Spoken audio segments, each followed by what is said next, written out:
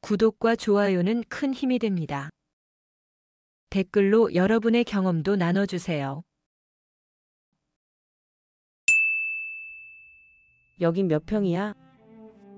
여기 시세는 좀 봤니? 나중에 이사 갈 것도 생각해야지. 혹시 이런 말, 자식 집 방문했을 때 무심코 던지신 적 있으신가요? 오늘 희망 레시피가 전하고 싶은 이야기는 바로 이겁니다.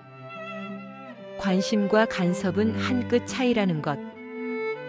부모님 입장에선 사랑이자 관심에서 나온 말일 수 있지만 자식은 그 순간 자기 세상으로 들어온 침입자처럼 느끼기 시작합니다. 왜일까요? 오늘의 새로운 레시피. 중년의 부모는 모르는 자식과의 관계에 있는 부동산과 집의 심리적 경계. 지금 바로 시작합니다. 61세의 경수 씨. 자녀가 결혼 후 어렵게 내 집 장만을 했다는 소식을 듣고 얼마나 기쁘고 뿌듯했는지 모릅니다. 주말에 초대받아간 경수 씨는 정태 씨 부부와 거실에 앉아 이런저런 얘기를 나누다 무심히 이렇게 물었습니다. 여긴 전용 몇 평이야? 아파트가 올해 오플런이 많다던데? 이 동네도 시세가 꽤 올랐겠지? 그 순간 정태 씨 부부의 얼굴이 단숨에 굳어졌고 식탁 위에 정적이 흘렀습니다. 며느리는 말없이 부엌으로 들어가 버렸으며 아들인 정태 씨도 딱 잘라 말했죠. 엄마, 우리도 알아서 하는데 그런 얘기는 좀 불편해요. 그 말 한마디에 경수 씨 마음은 쿵 내려앉았습니다.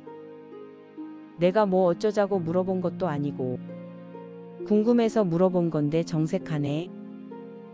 여러분, 오늘 이야기의 핵심 바로 여기에 있습니다.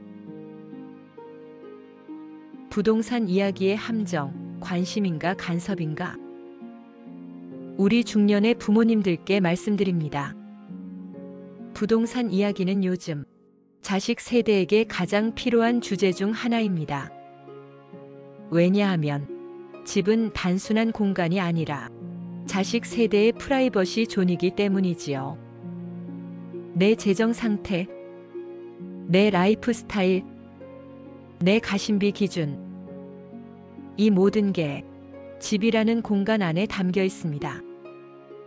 여러분, 자식 세대는 집을 단순히 돈의 크기로만 보지 않는다는 걸 알고 계신가요? 내가 편안하게 숨 쉴 수 있는 프라이버시 존. 내 마음을 다독여주는 공간이자 나만의 작은 세계가 바로 집입니다.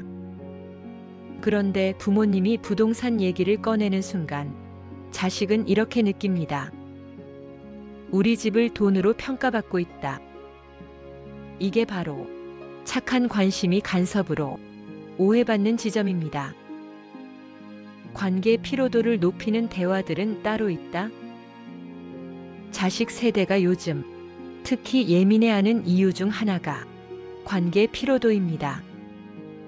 직장에서는 눈치 보고, 사회에서는 성과로 압박받고, 친구들 사이에서도 비교당하고, 그런데 부모님마저 집 방문해서 부동산 이야기, 가전제품 브랜드, 인테리어 취향을 일일이 평가하기 시작하면 자식들은 숨이 막힙니다. 특히 부모님들이 던지는 이런 말들이 치명적이죠. 며느리 취향이 좀 튀네. 이 집 구조가 별로인데 왜 여길 샀니?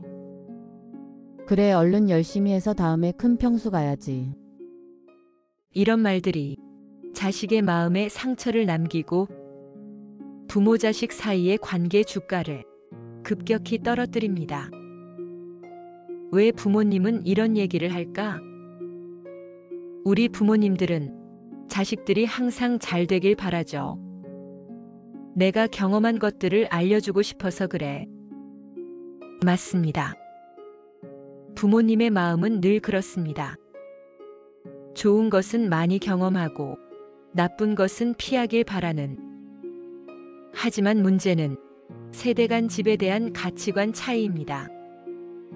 부모님 세대에게 집은 재산이자 노후 대비이자 가문의 체면이었습니다.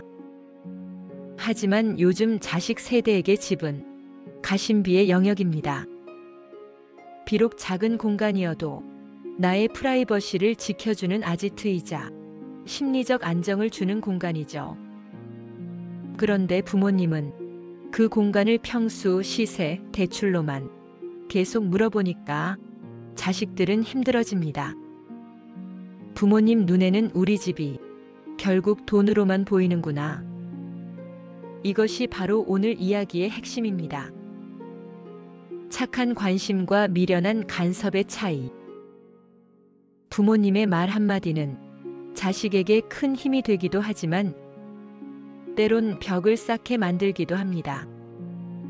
착한 관심과 미련한 간섭을 구분하는 기준은 바로 존중의 언어입니다. 관계를 오래가게 하는 부모는 대부분 이렇게 말합니다. 잘 지내는 것 같아 보여서 마음 놓인다. 집이 너무 아늑하다. 네가 편하면 그게 최고지. 하지만 관계를 힘들게 만드는 부모는 자꾸 이렇게 말하죠. 그건 내가 더 잘 알지. 내가 옛날에 다 겪었던 거잖니. 이런 말은 결국 자식의 프라이버시 존을 침범하게 될 뿐이죠. 관계 주가를 지키는 부모의 기술.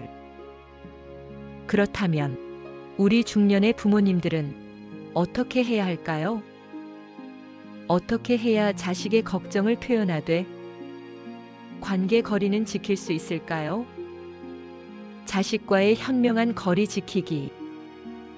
함께 따라 해보세요. 첫 번째, 아늑하네. 네가 행복해 보여서 좋다. 집은 단순히 구경하러 가는 곳이 아닙니다. 집을 평가하려고 가지 마세요. 자식이 초대했을 땐 그저 눈에 보이는 행복만 보시면 됩니다. 따라 해보세요. 아늑하네. 네가 행복해 보여서 좋다. 이 한마디면 충분합니다. 두 번째, 프라이버시 존을 지켜라. 자식의 집에 초대를 받고 들어가도 마음대로 서랍이나 물건을 열어보지 마세요. 침실도 예민한 부분이니 혼자 돌아다니며 구경하는 것은 금물입니다. 그곳은 자식의 성역이기 때문이죠. 자식의 사생활, 프라이버시 존을 지켜주세요. 세 번째, 부동산 정보는 요청할 때만 말해라. 부모인 우리가 지식도 경험도 훨씬 많다는 것을 우리 본인은 물론이며 자식도 알고 있습니다. 하지만 금전적인 부분은 내가 여유가 될 때, 조건 없이 보탬이 될 수 있을 때만, 그리고 정보력이 필요할 때만, 자식이 먼저 물어볼 때만 경험을 이야기하세요. 뭐든 네 생각이 제일 중요하지. 엄마 아빠는 네가 행복하길 바랄 뿐이야. 혹시 도움이 필요하니? 존중의 언어를 사용함으로써 자식과의 관계 주가도 지켜줄 것입니다. 프랑수아 드라 로슈프코. 우리는 타인을 돕고자 할 때 종종 우리의 뜻을 강요한다. 프랑스의 작가였던 그의 명언에는 도움은 성의로 시작하지만 때로는 상대를 압박할 수 있다는 의미를 담고 있습니다. 특히 가족 관계에서 도움과 간섭의 경계는 매우 얇으며 진짜 배려는 상대의 뜻을 존중하는 것임을 일깨워주고 있죠. 여러분, 부동산 이야기 한마디에 가족 간의 관계가 무너질 수도 있다는 것. 오늘 이야기 속에 답이 있습니다. 우리 모두 부모님의 마음이 언제나 자식을 향해 있다는 것을 알고 있죠. 하지만 부모님이 좋다고 믿는 방식이 늘 자식에게도 좋은 것은 아닙니다. 관심은 가깝지만 존중은 거리를 둔다. 이것이야말로 중년 부모님들이 꼭 기억해야 할 관계의 지혜 아닐까요? 자식이 잘 되길 바란다면 먼저 그들의 프라이버시 존을 지켜주세요. 그게 바로 현명한 부모가 되는 가장 확실한 길입니다. 오늘의 새로운 레시피가 자식의 마음에 스며드는 부모가 되고 관계의 주가를 높게 지켜가길 바라며 오늘도 희망 레시피가 응원합니다. 고품격 감성 힐링 채널 희망 레시피